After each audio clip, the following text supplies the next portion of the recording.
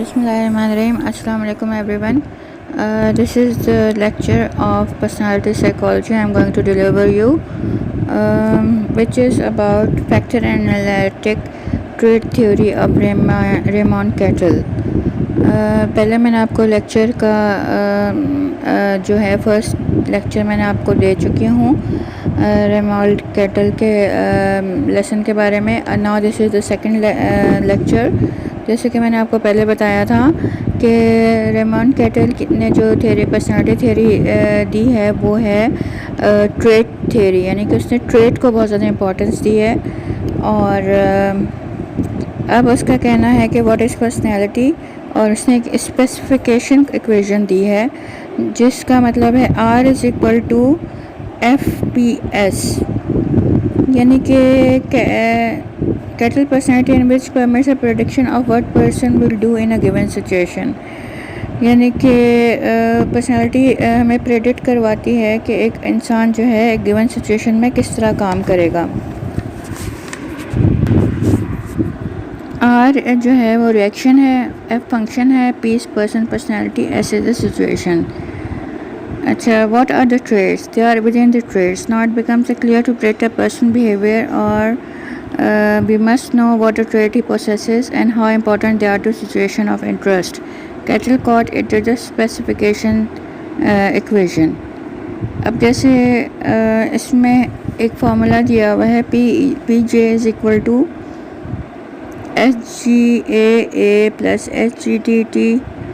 तो PG जो है वो PJ जो है performance in the situation, A जो है ability trait, T temperament trait, E ergic tensions present, M meta ergs sentiment and attitudes, R is equal to temporary body, HJ a weight or load given to according to the importance of each of the following in situation.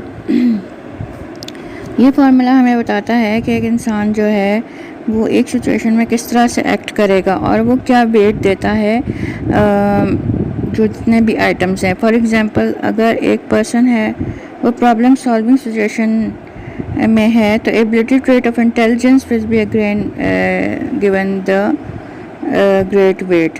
तो उसकी जो intelligence की जो ability है उसको ज़्यादा importance दी जाएगी कि वो सिचुएशन में किस तरह बिहेव करे.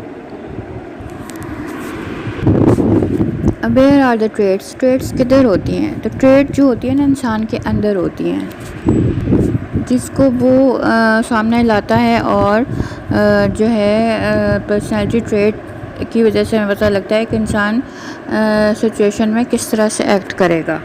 पर्सनैलिटी डेवलपमेंट जो होती है वो किस वजह से डेवलपमेंट होती है पर्सनैलिटी की?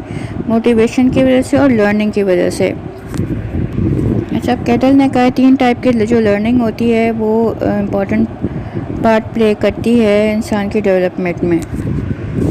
नंबर 1 पे क्लासिकल, यानी कि क्लासिकल से मतलब है कि वो ऐसे इमोशन जो कि वो अटैच करता है एनवायरमेंटल क्यूज से, तो इसको हम कहते हैं it is for the means to satisfaction of ergic goals.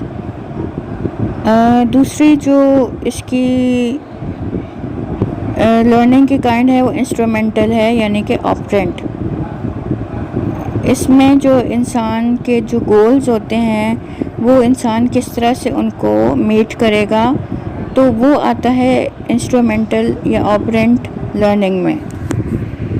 तीसरी किस्म की जो लर्निंग है वो कहते हैं उसको integration learning. It appears to be essentially a more elaborate form of instrumental learning. ये जो है इंस्ट्रूमेंटल लर्निंग से कि एक जो है कदम आगे है, और इसमें some urges expressing some urges at any point given moment and repressing others. Integration is a key aspect of the formation of the self and superego sentiments. Cattell के मुताबिक पर्सनैलिटी लर्निंग किससे होती है? Multi dimensional change in response to experience in the multi dimensional situation, यानी कि इंसान जो environment से लर्न करता है और उसका चेंज किस तरह आता है, रिस्पॉन्स किस तरह करता है, तो हाँ, इससे इंसान की पर्सनैलिटी बनती है।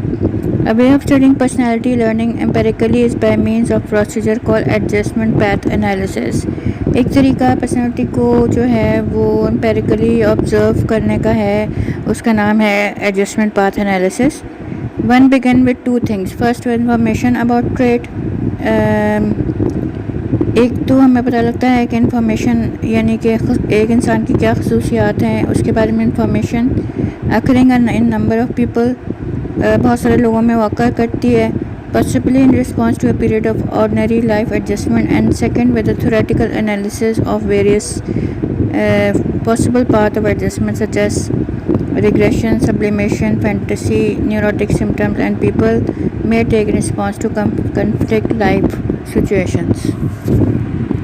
एक तो पर्सनैलिटी का हमें पता लगता है कि इंसान ऑर्डिनरी हालात में किस तरह से रिस्पॉन्ड करता है, और दूसरा हमें पर्सनैलिटी का पता लगता है जब कोई इस तरह की सिचुएशन हो, कन्फ्लिक्ट लाइफ सिचुएशन हो, जैसे कि न्यूरोटिक सिम्टम हो गया, सब्लिमेशन हो गया, फैंटेसी। तो इन सब को एनालिसिस के बाद हमें पता लगता है कि एक इंसान की पर्सनैलिटी किस तरह बनती है। अच्छा, हेरिडिटी एनवायरनमेंट एनालिसिस, एक कैटल ने तरीका निकाला है कि उससे पता लगे कि हम किसको ज़्यादा वेट देते हैं, किसको ज़्यादा इंपॉर्टेंस देते हैं, हेरिडिटी को देते हैं या एनवायरनमेंट को देते हैं इंसान की पर्सनैलिटी बनाने में। तो उसको उसने नाम दिया है मावा का, मल्टीपल एब्स्ट्रैक्ट वेरिएंस एनालिसिस, जो कि गैदर करती है इंफॉर्मेशन कि जिससे हमें पता लगे कि एक इंसान जेनेटिक डिफरेंसेस क्या हैं और एनवायरमेंटल डिफरेंसेस क्या हैं, और किस चीज़ से पर्सनालिटी को ज़्यादा अफेक्टेड होती है, एनवायरनमेंट से या जीन्स से। Research methods, factor analytic study of a single individual. Cattle ने दो तरीके की टेक्निक्स जो हैं वो बनाई हैं, एक आर टेक्निक और एक पी टेक्निक।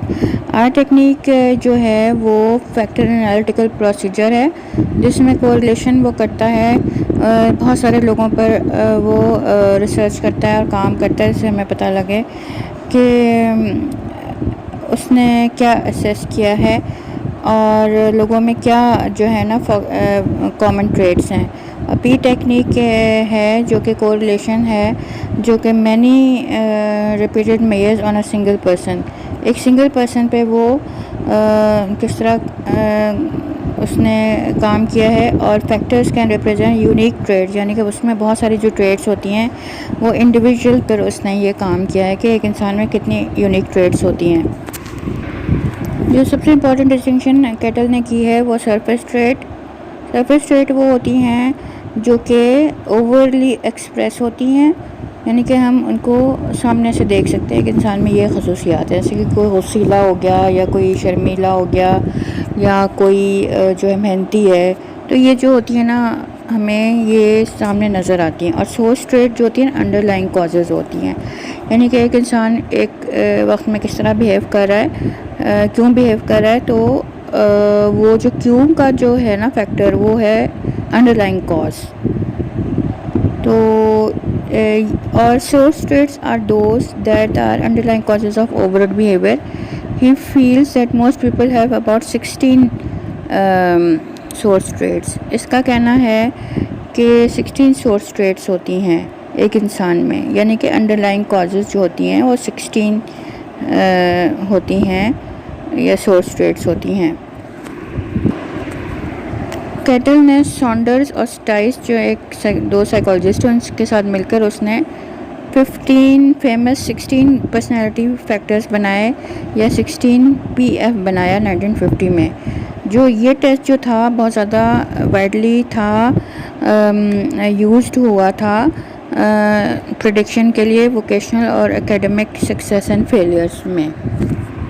अच्छा, the most important ability trait is intelligence, of which Cattell describes two types: fluid intelligence fluid intelligence वो होती है जो कि जनरल प्रॉब्लम सॉल्विंग एबिलिटी में होती है, जैसे कि कार फिक्सिंग हो गया, या कार अगर ख़राब हो गया उसको कैसे ठीक करना है, या फ़ैन का पंखा ख़राब हो गया उसको कैसे ठीक करते हैं। ये जनरल प्रॉब्लम सॉल्विंग एबिलिटी है। और ये कहा जाता है जेनेटिकली डिटरमिनेंट है, यानी कि हमारे विरासत में ये चीज़ आती है कि हमको किस तरह जो है ना काम करना है। जैसे कि इंजीनियर है एक इंसान, तो उसका हो सकता है उसके बाप में या फादर में भी या फोर फादर में भी क्वालिटी हो कि वो इंजीनियरिंग कैसे करें। दूसरे नंबर पे आते हैं क्रिस्टलाइज्ड इंटेलिजेंस, जो कि हमें जो है वो लर्निंग की वजह से और स्कूल में जो लर्निंग करते हैं या जो एक्सपीरियंस हम गेन करते हैं उससे हमें पता लगती है जो है क्रिस्टलाइन इंटेलिजेंस। ये वो इंटेलिजेंस होती है जो हम लर्निंग के थ्रू हमारे अंदर आती है। He develop culture fair intelligence test which design to measure fluid intelligence. अच्छा, फ्लूइड इंटेलिजेंस को जो मेजर करने के लिए केटल ने कल्चर फेयर इंटेलिजेंस टेस्ट बनाया। अब आ जाते हैं हम इसकी केटल की जो ट्रेड थ्योरी है इसकी एवोल्यूशन की तरफ। तो ये है कि केटल ने बहुत ज़्यादा अच्छी केयरफुल रिसर्च की जो कॉम्प्लेक्स एरिया ऑफ साइकोलॉजी को पढ़ने के लिए, और फैक्टर एनालिसिस उसने बनाया ताकि डेफिनेशन और जो अनएम्बिगुअस और क्लियर डेफिनेशन बनाया, कॉन्सेप्ट्स बनाए। अच्छा, एक क्रिटिसिज्म ये है कि जो केटल ने जो तरीके बताए हैं पर्सनालिटी को क्वांटिफाई करने के लिए वो सही नहीं है, वो नेगेटिव हैं, पॉजिटिव नहीं है। क्योंकि कोई तरीका ऐसा नहीं हो सकता कि हम ह्यूमन एट्रीब्यूट्स को पढ़ सकें। तीसरी क्रिटिसिज्म एलपॉट ने दी कि एलपॉट कहता है कि केटल ने सिर्फ जो है ग्रुप्स को ज़्यादा इम्पोर्टेंस दी है और इंडिविजुअल्स को नहीं दी।